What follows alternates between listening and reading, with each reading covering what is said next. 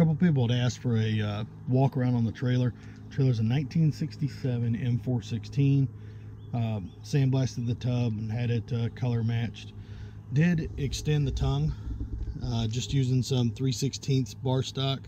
I'll apply some pictures and some measurements there with the video.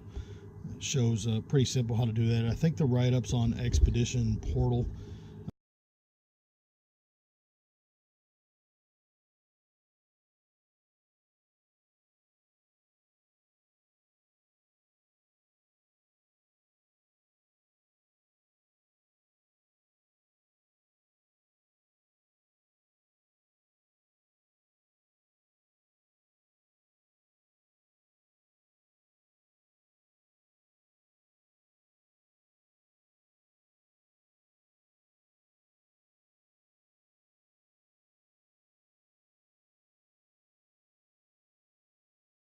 Box, just a Harbor Freight box.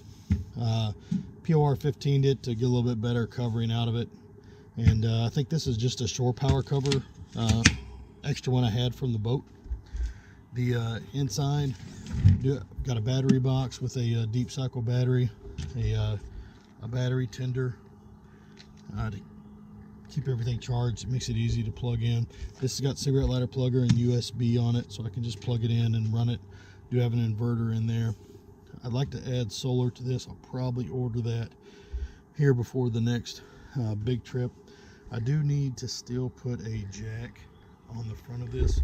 We've been just throwing firewood under the rear tires and backing up on it to jack up if needed, but be a lot simpler and easier to put a adjustable jack on it. The tarp is a these covers, it fits perfect. If you look on eBay, a lot of the stock canvas covers are like 116 bucks. This is from mytarps.com. It's called a small machine cover. It's a PVC or vinyl coated, very strong. It's already got the grommets in it. These are like 28 bucks, I think.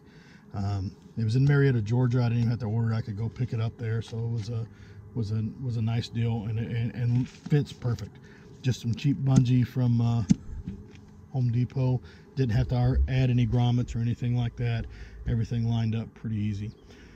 The Smittybilt tent, that's not the XL, just the normal. The mounts for it are from Compact Camping Concepts. It's a low mount. It works for me. I haven't had any problems with it. I don't have a tailgate. They probably work really well if you had a tailgate in your trailer, but most of the stuff in my trailer I get out from the trailer and you know, right from the back, and I just slide it back as I need it. A lot of the stuff that I got in the very front, I've got a 2,000 watt generator and some other stuff that I rarely get out, so not really an issue to stay there. The fenders are from Off-Road Elements. I did have them Line-X'd along with the inside of the trailer. They've worked out really well, really sturdy. Just a set of quick fists to hold the shovel on. Small 5-gallon propane tank, and that's using a Powertank mount. That's usually, I think, for the CO2 canisters. I've got a Smittybilt table on the back and a set of drop-down jacks off of Amazon. Nothing special there. They work great. Haven't had any issues with them. This mount here is for a Magma kettle grill. It's out from the marine industry. I had one for the boat, so I didn't have to buy it. Just bought a different mount so I could repurpose it. It's worked out. I usually leave these in here. I've got a pump spout that comes on that. I'll drop the table down, mount my stove here, mount my grill there, hook up to the propane tank. My water spout's here. All my kitchen stuff is in a box here that I'll flip open, and I don't have to really get any of this stuff out. My chairs, like I said, a generator, some bathroom stuff is in the front, and get them out. It's a quick setup. 3-gallon Rotopacks with a locking mount on the front, and that's really about it. The trailer's been pretty good. We've had it on 3 or 4 trips. Took a good beating, haven't had any issues with it. Went through about 4 or 5 different pinhole hitches. Started off, before I extended the trailer, I started off with an extended pinhole hitch, which I've seen a lot of guys do, using a 18-inch extensions and stuff like that, and literally twisted those up ridiculous. Went to a 12-inch mount, twisted it up, and they're not cheap mounts. It's not Harbor Freight stuff. It's Reese, you know, Reese mounts. Probably had 3 different hitches till I finally extended the trailer, and then it stayed pretty stable. I am running a kind of just a little easy clamp setup, another cheap Amazon thing. It makes a ton of difference, a lot less rattle.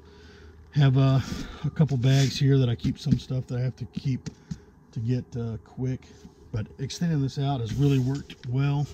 As you can see, I don't have any issues with my tailgate clearing. Plenty of room. I can slide the fridge out if I have to and unplug it and plug it into this deep cycle battery if needed. And overall, it's been a pretty good setup. I'll show some pictures of some of the stuff on the inside of the trailer, but overall, we've done 2 or 3 shakedowns runs on it and beat it up pretty good. Rolled it a couple times and not had any issues out of it. Nothing's broke. Make sure that you use a lot of I use all red Loctite on the wheel adapters when I put them on.